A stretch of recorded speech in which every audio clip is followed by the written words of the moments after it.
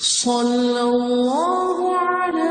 محمد صلی اللہ علیہ وسلم۔ اعوذ باللہ السمیع العلیم من الشیطان الرجیم، بسم اللہ الرحمن الرحیم، والصلاة والسلام علی رسولہ الکریم۔ بخاری شریف کتاب الجماع والامامہ جاری ہے، بس آخر کچھ حدیث اس باب کی ہیں۔ آج جو حدیث ہم پڑھیں گے اس باب کا نام ہے اذا قام الرجل عن یسار الامام،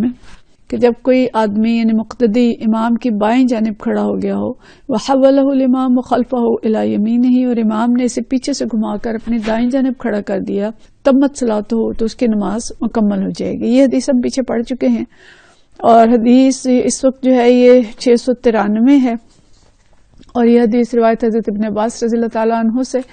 قال، فرماتے ہیں صلیت مع النبی صلی اللہ علیہ وسلم ذات لیلۃ،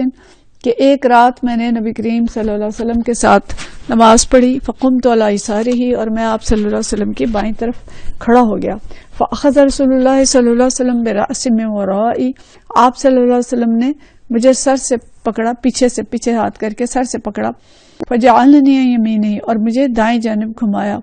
ورقد، اور پھر آپ صلی اللہ علیہ وسلم سو گئے، فجاءہ مؤذن، پھر مؤذن آیا، فقام وصلی ولم یتودع، اور پھر مؤذن نے آپ کو جب آپ کے جگایا، آپ صلی اللہ علیہ وسلم نے فجر کی 2 رکعتیں ادا کیں اور نئے سرے سے وضو نہیں کیا۔ اس کی تفصیل ہم پیچھے پڑھ چکے ہیں، لیکن یہاں جو مقصد ہے اس حدیث کا کہ اگر ایک مقتدی بائیں جانب کھڑا ہو گیا اور امام نے اس کو پکڑ کے گھما کے دائیں جانب کیا، تو بظاہر تو لگتا ہے کہ یہ کافی یعنی عمل کثیر ہو گیا، لیکن اس کی وجہ سے نماز فاسد نہیں ہوگی، بلکہ مقتدی کی نماز بھی ہو جائے گی اور امام کی نماز بھی ہو جائے گی، نماز میں اس میں کوئی حرج نہیں ہوگا، لیکن دائیں جانب کھڑے ہونا ضروری ہے اگر کوئی اکیلا مقتدی ہے تو۔ اگلی حدیث جو ہم پڑھیں گے یہ عورت کے نماز کے بارے میں ہے، باب مرأۃ وحدہا تکون صفا، عورت کے تنہا ایک صف میں کھڑا ہونے کا بیان۔ حدیث ہے 694۔ حدثنا عبداللہ بن محمد قال حدثنا سفیان عن اسحاق عن انس بن مالک رضی اللہ تعالیٰ عنہ قال، فرماتے ہیں صلیت انا و یتیم فی بیتنا، کہ میں نے اور ایک یتیم نے اپنے گھر میں نماز پڑھی، خلف النبی صلی اللہ علیہ وسلم، نبی کریم صلی اللہ علیہ وسلم کے پیچھے، و امی ام سلیم خلفنا، اور میری والدہ ام سلیم جو تھیں وہ ہمارے پیچھے کھڑی تھی۔ تو مطلب یہ ہے کہ حضرت انس اور ان کے ساتھ ایک اور جو صحابی تھے، تو ایک یتیم آپ صلی اللہ علیہ وسلم کے پیچھے صف میں کھڑے تھے، اور حضرت ام سلیم جو تھیں وہ پیچھے تھیں، یعنی وہ ان کے صف میں نہیں تھی بلکہ وہ الگ کھڑی تھی۔ اچھا، اب یہ مسئلہ ہے، اسے مسئلہ محاذات کہتے ہیں۔ محاذات کیا ہے کہ آمنا سامنا، روبرو، قریب یا برابر ہونا، کہ اگر عورتیں ہیں مرد اور اکٹھے نماز پڑھ رہے ہیں تو ان کی صفوں کی صورتحال کیا ہوگی؟ کہ عورت مردوں کی صف میں کھڑے ہو کے نماز ادا کر سکتی ہے، اور اگر وہ کھڑی ہو جاتی ہے تو پھر کیا ہوتا ہے؟ تو اس پہ کافی زیادہ ڈسکشن علماء نے کی ہے، ہمارا اتنا وقت تو ہمارے پاس نہیں ہوگا، لیکن ہم ان چیز کو ذرا سرسری دیکھ لیتے ہیں کہ اصل حکم یہ ہے کہ عورت مردوں کے ساتھ ایک صف میں کھڑی ہو کے نماز نہیں پڑھے گی، اور عورت کے لیے ضروری ہے کہ وہ مردوں کے الگ کھڑی ہو، پیچھے کھڑی ہو۔ اگر مرد تنہا ہے تو اس کی نماز نہیں ہوگی، اکیلا صف نہیں بنا سکتا، اس کے لیے حکم یہ ہے کہ اگلی صف میں سے کسی شخص کو پیچھے کھینچ لے، یا اگر آگے جگہ ہے تو وہ آگے کھڑا ہو جائے۔ لیکن اگر عورت ہے تو وہ اکیلی بھی پیچھے کھڑی ہو سکتی ہے اور وہ نماز پڑھ سکتی ہے، لیکن وہ صف میں مردوں کے برابر شریک نہیں ہو سکتی، اور اگر وہ مردوں کے برابر کھڑی ہو جاتی ہے تو جمہور علماء کے نزدیک جو ہے وہ عورت کی نماز فاسد ہو جائے گی، جبکہ باقی علماء نے اس پہ بحث کی ہے۔ بعض کے نزدیک جو ہے کہ اگر مرد نے اس کو اشارہ کیا ہے کہ وہ پیچھے ہٹ جائے اور وہ نہیں ہٹی تو عورت کی نماز فاسد ہوگی، اور اگر مرد نے اس کو اشارہ نہیں کیا اور وہ بھی کھڑا رہا اور عورت بھی کھڑی رہی تو دونوں کی نماز، بلکہ مرد کے بارے میں آیا کہ پھر مرد کی نماز جو ہے وہ فاسد ہو جائے گی۔ یعنی اگر مرد نے اشارہ کیا ہے، عورت پیچھے نہیں ہٹی تو عورت کی نماز فاسد ہوگی،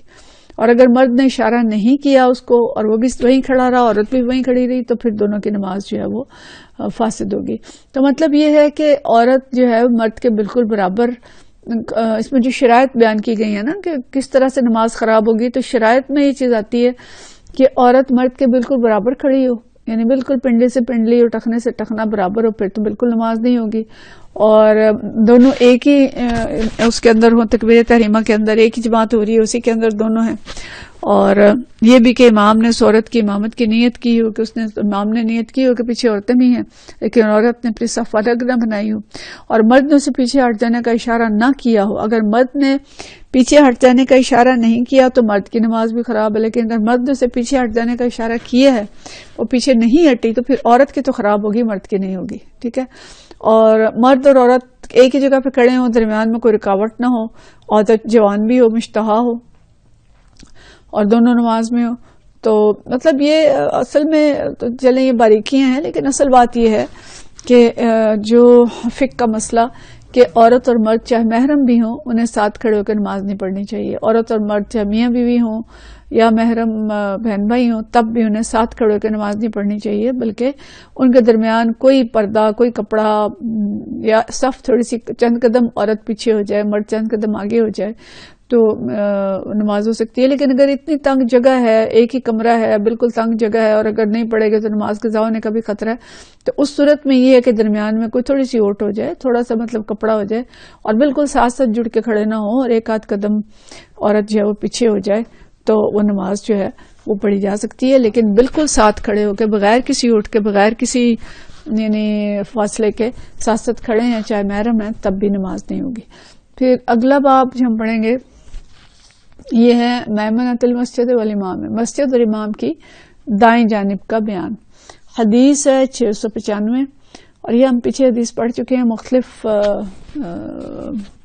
مختلف ابواب میں یہ آ چکی ہے، پہلے بھی ہم نے اسی باب میں بھی پڑھی ہے۔ یہ حدیث جو ہے یہ حضرت ابن عباس والی ہی حدیث ہے، عن ابن عباس رضی اللہ تعالیٰ عنہ قال، فرماتے ہیں قمت لیلۃ اصلی عن یسار نبی صلی اللہ علیہ وسلم، کہ ایک رات میں کھڑا ہوا تھا نبی کریم صلی اللہ علیہ وسلم کی بائیں جانب، فاخذ بیدی او بعضدی، کہ یا آپ صلی اللہ علیہ وسلم نے مجھے ہاتھ سے پکڑا یا بازو سے پکڑا، یعنی جو بیان کر رہے ہیں انہیں الفاظ کا شاید اشتباہ ہو گیا کہ ہاتھ سے پکڑا یا بازو سے پکڑا، حتی اقامنی عن یمینہ، اور مجھے گھما کر دائیں جانب کر دیا، وقال بیدہ من ورائہ، اور اشارے سے کہا، یعنی ہاتھ کے اشارے سے آپ صلی اللہ علیہ وسلم نے فرمایا کہ یعنی اوپر سے گھما کے اشارہ مجھے کیا کہ پیچھے سے گھوم کے اور دائیں جانب آ جاؤ۔ تو یہ ہم پہلے پڑھ چکے ہیں۔ اصل مسئلہ کیا ہے کہ دائیں جانب، امام کے دائیں جانب کی فضیلت جو ہے وہ زیادہ ہے، جیسے ہم نے پہلے پڑھا کہ پہلی صف کی فضیلت ہے، اور پہلی صف میں سے بھی پھر دائیں جانب والوں کی فضیلت ہے۔ اس میں بھی ایک حدیث سنن نبی داؤد کی حدیث ہے کہ اللہ تعالیٰ صفوں کی دائیں جانب والوں پر رحمت نازل فرماتے ہیں اور فرشتے ان کے لیے استغفار کرتے ہیں۔ اور سنن نسائی میں ایک حضرت برا بن عازب رضی اللہ تعالیٰ عنہ سے روایت ہے کہ جب ہم نبی صلی اللہ علیہ وسلم کی اقتداء میں نماز ادا کرتے تھے تو اس کو پسند کرتے تھے کہ ہم دائیں جانب کھڑے ہوں۔ تو امام اور مسجد دونوں کا دائیں ظاہر ایک ہی سائڈ ہوگی، کیونکہ مسجد کے جو دائیں جانب ہے اس کے اعتبار جو ہے مسجد کے دروازے کی نسبت سے نہیں ہوتا، بلکہ جو دیوار قبلہ ہے اس کے اعتبار سے کیا جاتا ہے۔ تو ظاہر دیوار قبلہ کی طرف ہی امام کا رخ ہوگا، اور امام اور مسجد کی دائیں جانب ایک ہی ہوگی۔ تو مسجد کی دائیں جانب یا امام کی دائیں جانب کھڑا ہونا زیادہ فضیلت رکھتا ہے، اور اس کے لیے جو اللہ اور ملائکہ دونوں اس کے لیے مطلب ان پر اللہ رحمت نازل فرماتے ہیں، فرشتے ان کے لیے دعائے استغفار کرتے ہیں۔ اور نبی کریم صلی اللہ علیہ وسلم نے بھی اسی چیز کا حکم دیا کہ اگر ایک بھی مقتدی ہے تو وہ بھی گھوم کے دائیں جانب آ جائے، اور نماز مقتدی جو ہے وہ امام کی دائیں جانب کھڑا ہو۔ اور اگر ویسے باجماعت نماز ہے تو پہلی صف کی فضیلت اور دائیں جانب کھڑے ہونے والوں کی فضیلت زیادہ ہے، اور ان کے لیے زیادہ دعائیں اور رحمتیں نازل ہوتی ہیں۔ وآخر دعوانا ان الحمدللہ رب العالمین۔